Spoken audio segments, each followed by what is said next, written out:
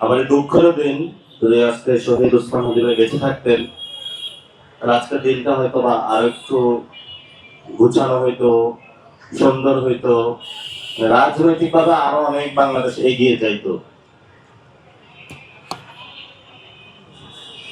এবং মঞ্চের একটা কমিটি পেয়েছি যে নতুন কয়েকদিন আগে ওনারা ঘোষণা করেছিলেন, সেই নবনির্বাচিত কমিটিকে অভিনন্দন, শুভেচ্ছা।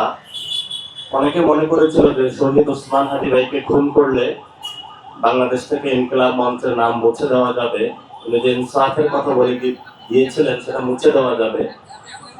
এটা ইনকিলাব মঞ্চের লড়াকু যোদ্ধা যাবে সেটা প্রমাণ করেছে যে ওসমান হাদি ভাইয়ের দক্ষ উত্তরসূরি প্রতিনিয়ত শত্রুর সাথে ইনসাফ করেও জান দেব জুলাই দিব না যে প্রতিশ্রুতি শহীদ ওসমান হাদি ভাই দিয়ে গিয়েছিলেন, এই নিরন্তর লড়াই চালিয়ে যাচ্ছেন। আমরা অন্তরস্থল থেকে ওনাদের জন্য শুভেচ্ছা এবং অভিনন্দন এবং বিশেষ করে দোয়া, কারণ অনেক সংগ্রাম করে ওনারা টিকে আছেন। আমি পার্সোনালি যদি মনে করি অর্থনৈতিক সংকট, রাজনৈতিক সংকট, আরেকদিকে হলো শহীদ ওসমান হাদি ভাইয়ের বিচারের দাবিতে মাঠে থাকা, সমসাময়িক রাজনৈতিক ইস্যু নিয়ে মাঠে থাকা, দিনরাত পরিশ্রম করে যাচ্ছেন। ওসমান হাদি ভাই যখন লড়াই করেছিলেন সেই সময়টাতে অনেকেই অংশগ্রহণ করেছেন, আবার অনেকে করেন নাই। হয়তো জাবের এর গুরুত্বটা এখন অনেকে অনুধাবন করতে পারে না। ভবিষ্যতে হয়তো বাংলাদেশ এই জায়গাটা অনুধাবন করবে। এবং সবচেয়ে বড় জিনিস যেটা হলো ইনকিলাব মঞ্চের একটা ডেডিকেটেড বাহিনী রয়েছে যাদেরকে বলা হয়। আমি তাদের সাথে যখন ওনারা গণভবনের সামনে বসেছিলেন একটু মিশার সুযোগ পেয়েছি। ওনারা লাইক দা আবাবিল পাখি, ওনাদেরকে দমানো এটা সরকারের পক্ষ সম্ভব নয়, বাহিরের কারো সম্ভব নয়। আমি যাদের বিয়েতে যখন গিয়েছিলাম ওনাদের সাথে নদীতে গোসল হয়েছিল, আমি কাছ থেকে আগে ওনার সাথে মেশার সুযোগ পাই নাই।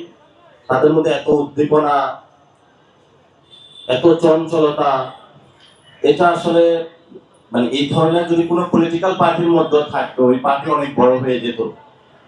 এই সৎ সাহস ওনাদের মধ্যে আছে এবং খুবই একটা গুছানো টিম, যারা আদর্শ, ন্যায়, নীতি, ইনসাফের ক্ষেত্রে শহীদ ওসমান হাদি ভাইয়ের যে মান সম্মান, এটা এক বিন্দু তারা কোথাও কম্প্রোমাইজ করে নাই।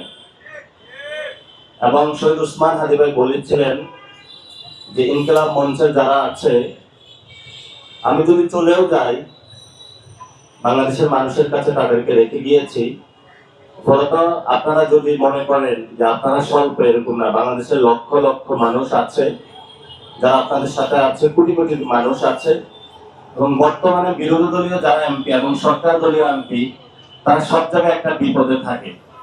যেখানে যায় প্রথমেই মানুষ দাবি নিয়ে আসে যে শহীদ ওসমান হাদি ভাইয়ের হত্যাকাণ্ডের বিচার কবে হবে। যদিও পার্লামেন্টে বিরোধী দল বা সরকারি দল একটু কম কথা বলে এটা নিয়ে, আমার মনে হয় না যে এটা পার্লামেন্টে সমাধান হবে। এটা রাজপথেই ভবিষ্যতে সমাধান করতে হবে, কারণ রাজপথ ছাড়া কোনো বিকল্প বাংলাদেশের সামনে নেই। এবং এই রাজপথের ভবিষ্যৎ যে বিকল্প এবং জনগণের যে ভয়েস, সেটা ইনশাআল্লাহ ইনকিলাব মঞ্চ হয়ে উঠেছে, ভবিষ্যতে আরো হয়ে উঠবে বাংলাদেশের রাজনীতিতে প্রাসঙ্গিক। এবং ইনকিলাব মঞ্চকে অনুরোধ জানাবো, যারা রাজনীতি করে তাদেরকে আপনারা দৌড়ানির উপরে রাখবেন, যাতে হলো ওরা কোনো দুর্নীতি না করতে পারে, ইনক্লুডিং এনসিপিও। যদি কোনো জায়গায় তাদের ভুল দেখেন, সাথে সাথে তাদের ভুল ধরায় দিবেন।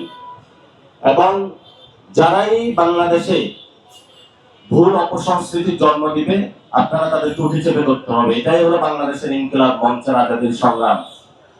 তো বাংলাদেশের এই গণ অভ্যুত্থানের সবচেয়ে গুরুত্বপূর্ণ যেটা স্লোগান, গুরুত্বপূর্ণ কথা, সেটা হলো এখানে আপনাদের বাম পাশে আছে, জান দিব জুলাই দিব না। এর মতন সবচেয়ে গুরুত্বপূর্ণ এরকম কথা বা স্লোগান এই জুলাই গণ অভ্যুত্থানে আসে নাই। সেটা শহীদ ওসমান হাদি ভাই দিয়ে গিয়েছেন আমাদেরকে, এবং সেটা ধরে আমাদেরকে এগিয়ে যেতে হবে। যে কোনো সময় আপনাদের খেদমতে আমরা আছি।